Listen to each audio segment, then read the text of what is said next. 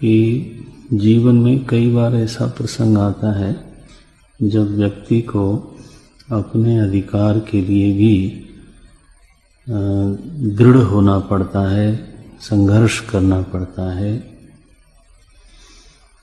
और अपने अधिकार की मांग करनी पड़ती है, अपने अधिकारों के लिए रजिस्ट करना पड़ता है। ऐसा भी प्रसंग जीवन में आता है। तो उस समय तो जीवन में ऐसा ही लगता है कि तो यहाँ तो मैं अपने संकल्प को छोड़ने की बजाय अपने संकल्पों का आग्रह कर रहा हूँ। तो गीता का अगर कोई प्रेमी है, गीता जी का भक्त है, तो स्वाभाविक है कि उसके मन में ये बात द्वंद्व के रूप में आएगी कि मैं गीता के अनुसार जी रहा हूँ या गीता के विरुद्ध जी रहा हूँ। और ये तो बात तय है कि कोई ऐसा मौका जीवन में आता है जब व्यक्ति को अपने अधिकार के लिए तो खड़ा होना पड़ता है, अपने अधिकार के लिए बोलना पड़ता है, अपने अधिकारों के लिए संघर्ष करना पड़ता है। ऐसा जीवन में मौका तो आता है। माने जीवन की जो संपूर्ण रचना है वो ऐसी नहीं बनती दिखाई देती है कि व्यक्ति निरंतर ही अपने संकल्पों का विसर्जन करता जाए, ये बनता दिखाई नहीं देता। अपने संकल्प विसर्जित होते भी हैं तो पूज्य के सामने होते हैं। कोई हमारा श्रद्धेय है, आराध्य है, उसके सामने ये स्वाभाविक रूप से तो हमारे संकल्प विसर्जित हो जाते हैं, ये संभावना निरंतर है।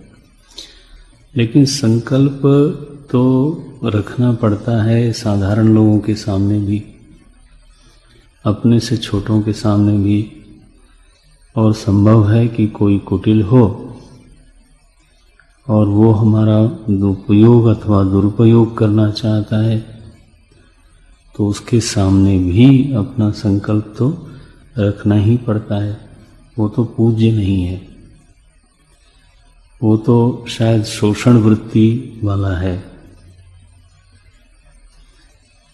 वो संभव है कि कुटिल हो तो उस समय या उसके संदर्भ में अपना जो संकल्प है वो रखना क्या गीता जी के अनुसार है क्या? यानी उसमें यज्ञ भावना कहाँ से सिद्ध की जाए? यज्ञ भावना का अभिप्राय है स्वाहा करना, और यहाँ हम ये कह रहे हैं कि यज्ञ भावना एक देश में सिद्ध हो सकती है। कहाँ? पूज्य के सामने। तो जब हम इस तरह का विचार बनाते हैं तो निर्णय तो यही निकला कि जो यज्ञ भावना है वो एक देशीय है, वह एक संदर्भ विशेष में तो सिद्ध होगी, लेकिन बाकी संदर्भों में यज्ञ भावना सिद्ध नहीं होगी।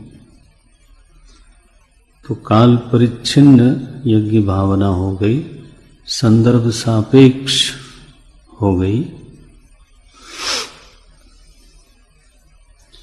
और इसके चलते तो ये कहना कि यज्ञ भावना हमारा स्वभाव है, हमारे लिए स्वाभाविक है, ये बात फिर बनती दिखाई नहीं देती।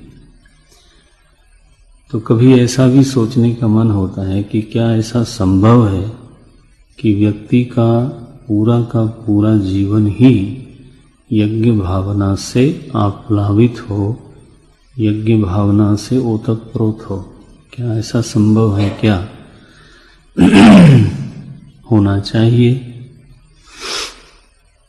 क्यों होना चाहिए? इसलिए होना चाहिए कि भगवान स्वयं बोलते हैं 9वें श्लोक में कि यज्ञ भावना से जो कर्म नहीं किए जाते हैं वे कर्म बंधन हैं। अन्यत्र कर्मणः लोकोयम कर्म बंधनः। तो यज्ञ भावना जिस रोग की औषधि है, वो रोग तो सर्वांश में है। अगर हम ये कहते हैं कि यज्ञ भावना केवल पूज्य के ही संदर्भ में संभव है, तो इसका अभिप्राय है कि यज्ञ भावना के अतिरिक्त होकर के भी मैं कर्म करूंगा। तो अगर उनसे अतिरिक्त, उनसे यज्ञ भावना से हट करके अगर मैं कर्म करता हूं, तो भगवान ने कहा कि फिर उन कर्मों का बंधन कर्ता को जरूर हो जाएगा, चाहे वो सत्कर्म ही क्यों न हो। यज्ञार्थात कर्मणो 9वां श्लोक याद में रखना, क्योंकि यज्ञ भावना का उद्देश्य ही यही है कि कर्म होवे और बंधन न हो। यज्ञ कराने के लिए यज्ञ नहीं किया जा रहा है, बंधन को टालने के लिए यज्ञ कराया जा रहा है। कोई यज्ञ भावना बड़ी खूबसूरत सी दिखने वाली भावना है इसलिए यज्ञ होना चाहिए, सो नहीं। आदेश भी परमात्मा का है, तदर्थम कर्म कौन्तेय तदर्थम कुरु। तो गीता जी को देखते हुए तो ऐसा ही लगता है कि यज्ञ भावना सर्वांश में होनी चाहिए। अब ये कैसे जिया जाए, इसको कैसे सिद्ध किया जाए कि दुष्ट के सामने भी यज्ञ भावना हमारी तो बनी रह जाए। जो खलनायक है, जो शोषण करने वाला है, उसके सामने भी अगर यज्ञ भावना, अब यज्ञ भावना का साधारण अर्थ यही है कि अपने संकल्पों को विसर्जित करना, उसके लिए संघर्ष नहीं करना। और कल मैंने कहा था कि इसी वाक्य को कई बार हमारे बुद्धिजीवी लोग भी उद्धृत करते हैं कि यही कह करके शोषण करने वालों ने शोषण किया। कि आप अपने संकल्पों को विसर्जित करो, विसर्जित करो, विसर्जित करो। तो जो देवतुल्य लोग हैं, पूज्य हैं, वो शोषण तो करेंगे नहीं, तो उनके सामने अगर संकल्प विसर्जित होते हैं तो शोषित होने का तो उसमें कोई भय नहीं है। लेकिन सबके सामने विसर्जित होना यह कैसे बनेगा?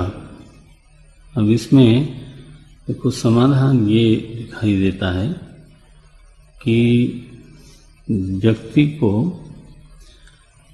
अगर स्वयं के ऊपर शोषण हो रहा हो या कोई इस तरह की बात हो रही हो, तो चूंकि मेरे ऊपर ही हो रहा है और मुझे कष्ट हो रहा है, इसलिए मुझे संघर्ष करना है। एक तो वृत्ति ये हो सकती है। दूसरे ये है कि जो घटना घट रही है वो सिद्धांततः गलत है। थोड़ा बारीक सा अंतर है। तो one is fighting for principle, not only for himself. बस इसको पकड़ लेना चाहिए। मेरा जो संघर्ष है, मेरा जो प्रतिरोध है, जो मैं अधिकार की लड़ाई कह रहा हूं, वो केवल एक व्यक्तिगत मेरे स्वार्थ की लड़ाई नहीं है, बल्कि अन्याय के विरुद्ध लड़ाई है। तो यहां जो संघर्ष है वो व्यक्ति और व्यक्ति के बीच का नहीं रह गया, संघर्ष किसके किसके बीच हुआ? न्याय और अन्याय के बीच का हो गया। और आपकी पोजीशन हो गई एक न्याय पक्ष के योद्धा के रूप में। भले ही वो अन्याय मुझ पर हो रहा है, फिर भी अगर भीतर ये भावना स्पष्ट हो कि मेरा जो संघर्ष है वो अन्याय के प्रति है, तो उस संघर्ष का स्वरूप बहुत भिन्न हो जाता है। और अगर यह संघर्ष होता है तो आप निश्चित जानिए कि अगर वो बहुत अच्छा भाव बन गया, सिद्धि का जो स्वरूप होगा वो ऐसा होगा कि आप संघर्ष करोगे लेकिन उस व्यक्ति से घृणा नहीं करोगे,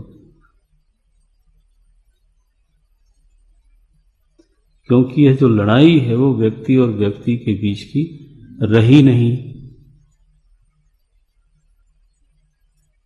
ये कसौटी है, एक तरह की ये कसौटी हो गई कि अगर तो व्यक्ति के प्रति मेरे मन में घृणा आ रही है तो इसका मतलब है कि मेरी ये जो लड़ाई है, मेरा जो ये संघर्ष है वो व्यक्तिगत हो गया।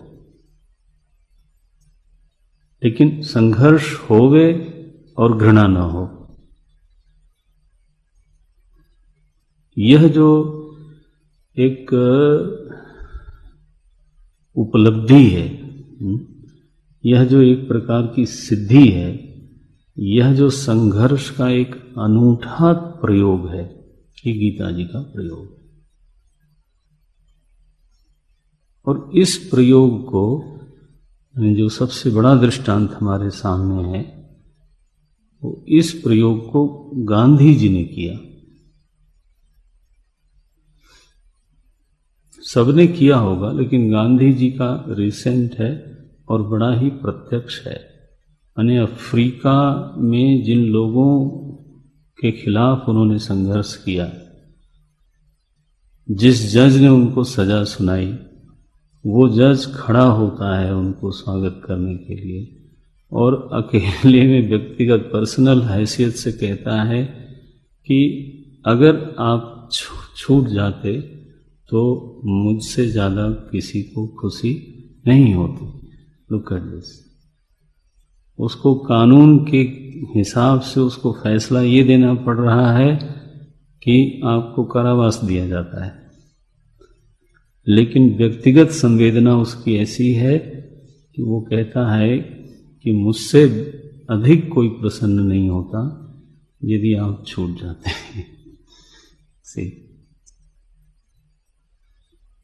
गांधी जी ने अंग्रेज सत्ता के विरुद्ध लड़ाई लड़ी और जब वो गए गोलमेज कॉन्फ्रेंस में तो इंग्लैंड ने उनका स्वागत किया। सोचिए आप, जातीय घृणा का उनको वैसा सामना करना नहीं पड़ा, न उनके मन में थी और अधिकतर ये हुआ कि उनके प्रति भी लोगों की नहीं रही। यूनिवर्सिटीज में उनका वेलकम किया गया और तरह तरह के समाज में उनको बुलाया गया। तो ऐसा तो नहीं हुआ कि गांधी जी ने संघर्ष नहीं किया, संघर्ष किया। उस व्यक्ति का सबसे पहला विरोध किया जिसने कि अन्याय किया होगा, लेकिन उसको व्यक्तिगत संघर्ष में नहीं बदला। साधारणतः हम लोगों का जीवन ऐसा होता है कि हम भी संघर्ष करते हैं लेकिन सिद्धांत तो याद ही नहीं आता। संघर्ष हम इसलिए करते हैं कि कोई बात हमारे प्रतिकूल गई है ना, कोई चीज हमको व्यक्तिगत रूप से चुभ गई है, वो हमारे संघर्ष का प्रेरक बन गई। और हमारा स्वभाव ऐसा होता है कि हम उसको फिर छोड़ ही नहीं पाते। अब ये है संकल्प का आग्रह, हम उसको छोड़ नहीं पाते, हम उसको 12 साल जीवित रखते हैं, 15 साल जीवित रखते हैं। माने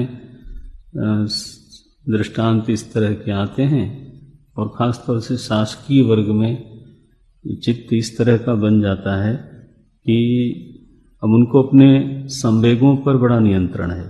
तो ये तो उनकी महिमा है। लेकिन दुर्गुण ये है कि जो चीज़ें भूल जाने की हैं वो भूल नहीं पाते। तो याद रखेंगे, और समय अच्छी तरह से समय की प्रतीक्षा होगी, चाहे समय जितना बीत जाए। और फिर क्या बोलते हैं, तुमको वहां मारूंगा जहां पानी न मिले। माने टाइम और स्पेस, देश और काल का पूरा चुनाव करके, वो ऐसा नहीं है कि जो चुभा है वो निकल गया बाल स्वभाव की तरह, वो नहीं है। कोई संत स्वभाव जैसा नहीं है कि चलो छोड़ो खत्म। हालांकि हमने ये वाक्य सुना है कि पाप से घृणा करना चाहिए, पापी से नहीं। उसका भाव यही है कि अगर आपको किसी से संघर्ष करना भी है तो वो पाप से करिए, अन्याय से करिए, गलत से करिए। उसका भाव तो यही है। संघर्ष व्यक्तिगत हो गए तो वो तो फिर गीता की भावना से दूर हो गए।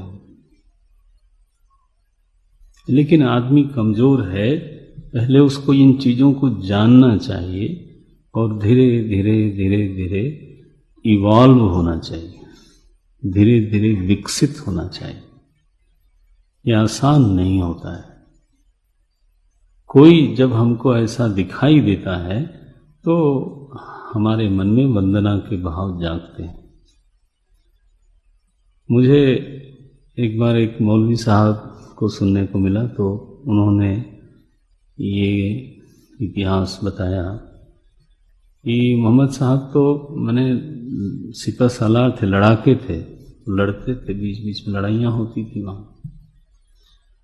तो कहीं पे लड़ाई छिड़ी तो ये हुआ तय कि आपके यहाँ जो सर्वश्रेष्ठ योद्धा है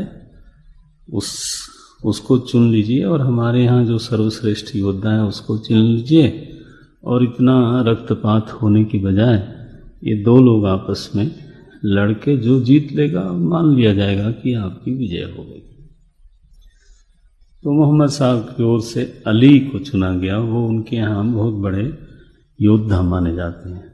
तो आप सुनते होंगे या अली बोलते हैं, आप लोग बजरंग बली बोलते हैं।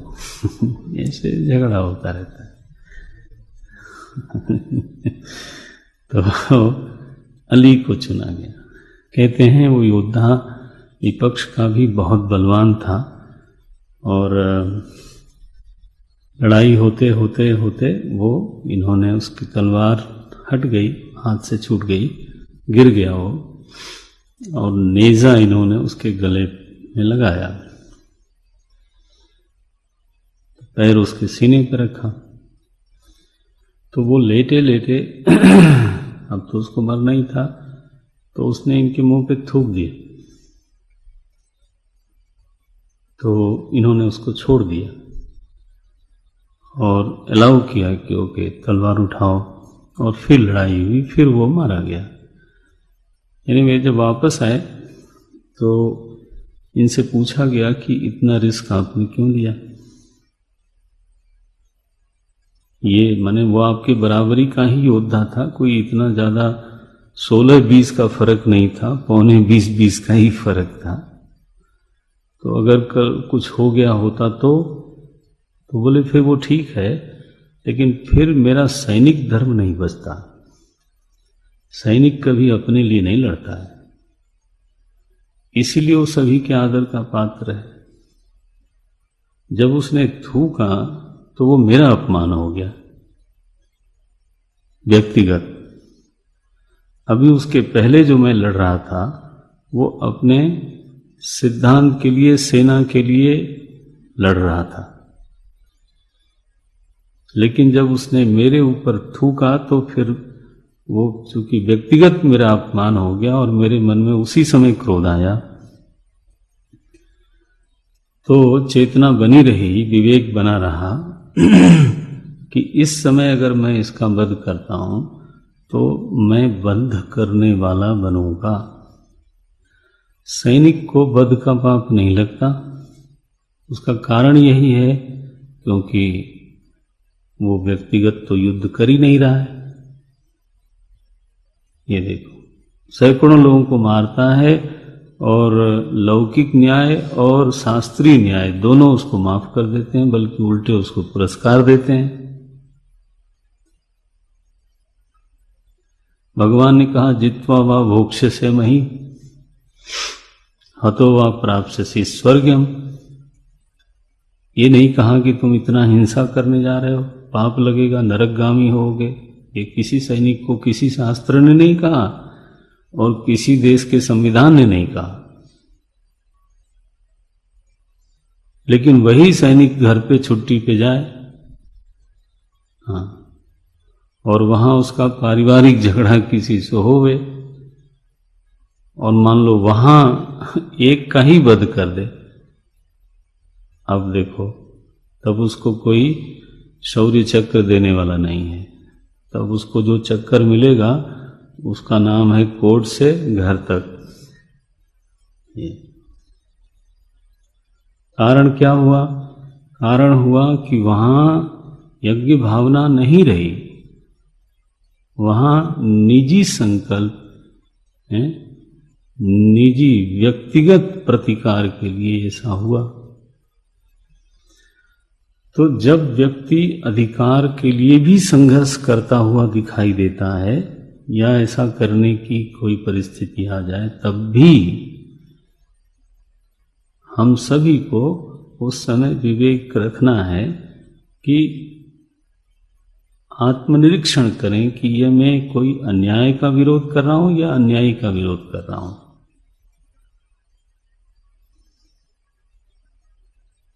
सिद्धांत के लिए लड़ रहा हूं, न्याय के लिए लड़ रहा हूं, या मेरे व्यक्तिगत घाव के प्रतिकार के लिए लड़ रहा हूं।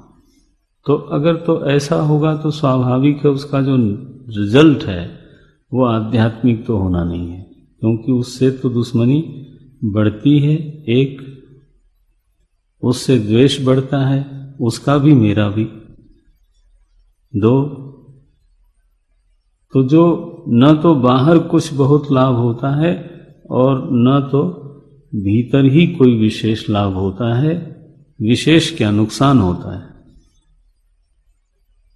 क्योंकि मेरा तो द्वेष बढ़ गया और मानो कि मैंने उसको कुचल दिया।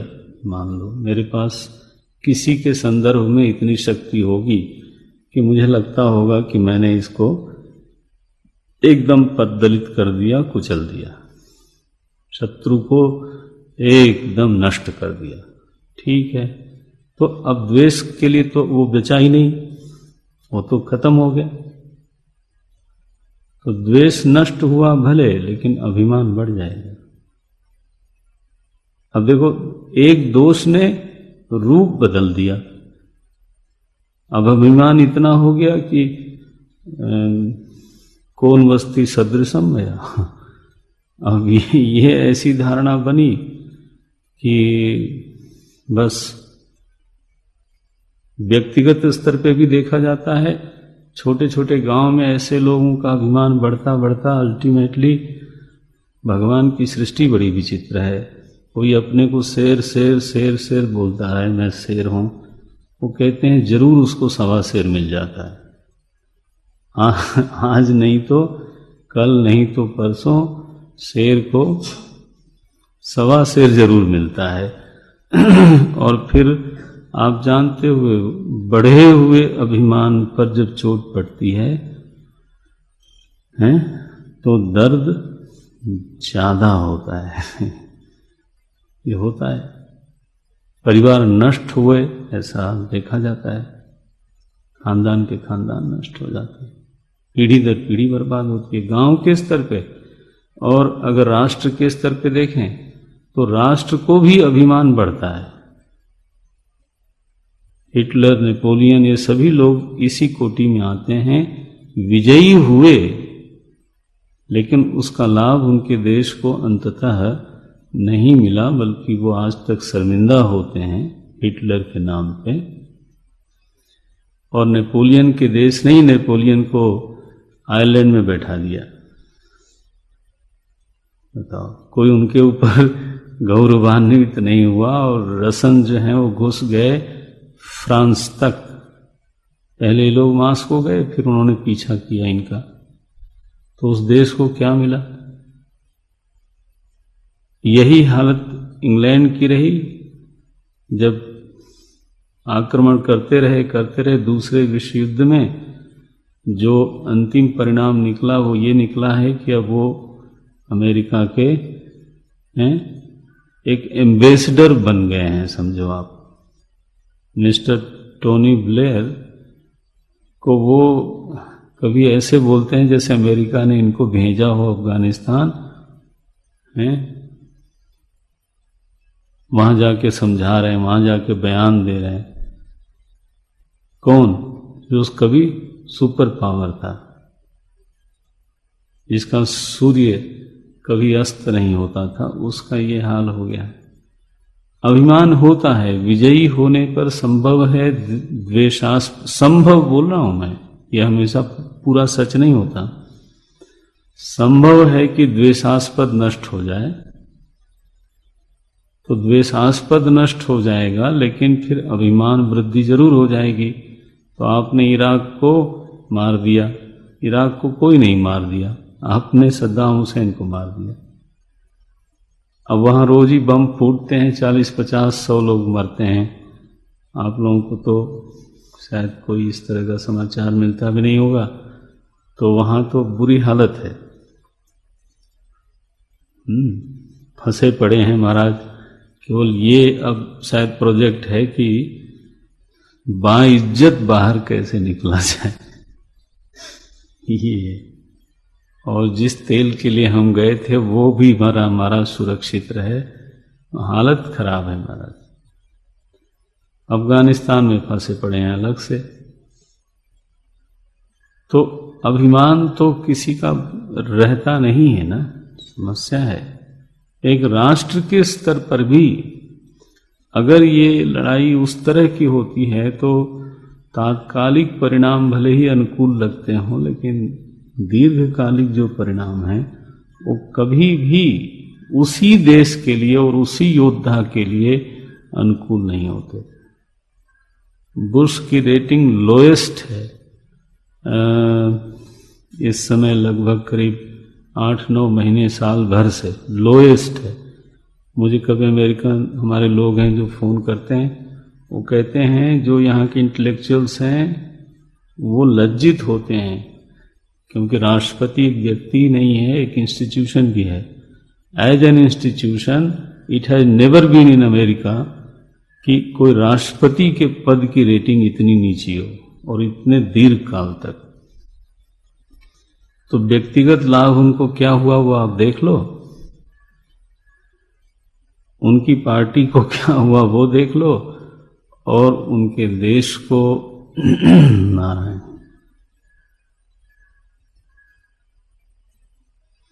तो विजयी होना सब कुछ नहीं होता है। अगर वह द्वेष, एक दोष दूसरा रूप लेकर के बना रह गया तो दोष निवारण तो हुआ नहीं।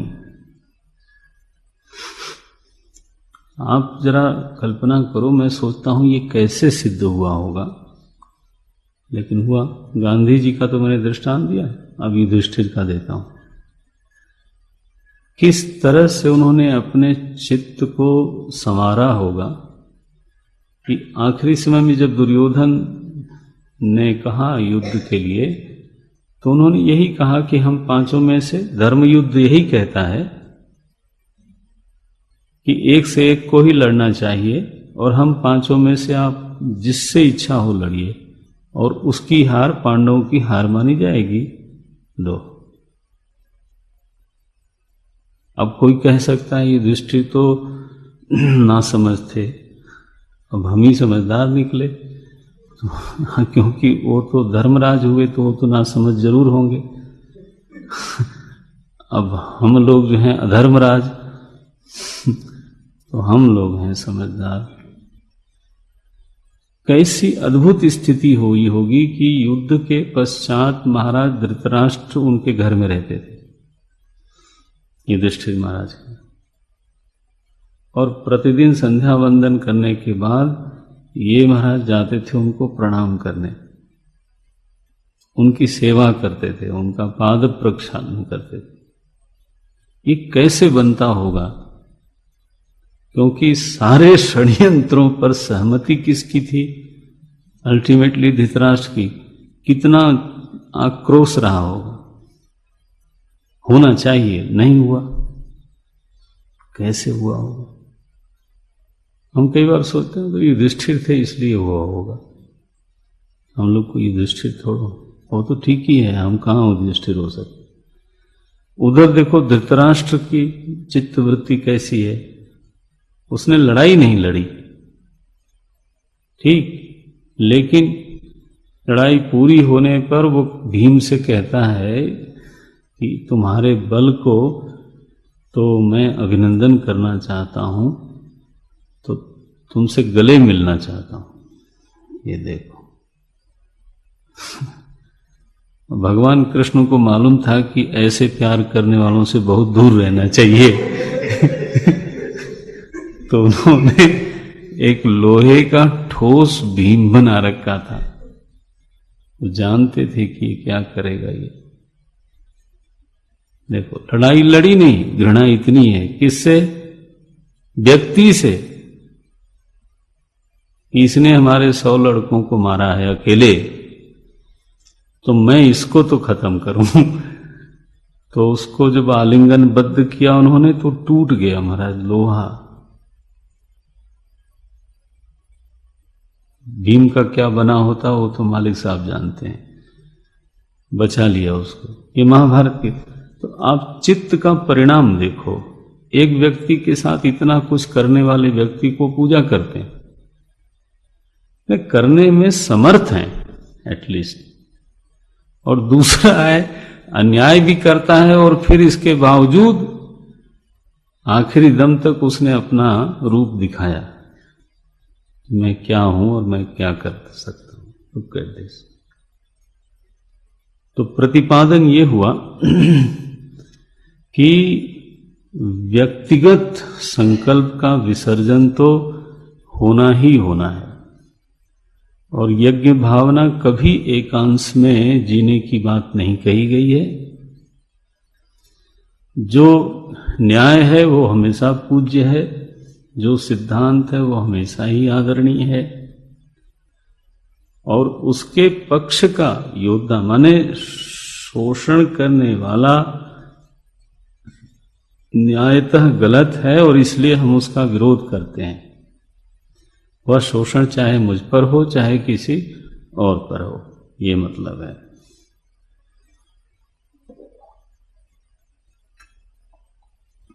तो गीता जी यूनियन बनाने को मना नहीं करती।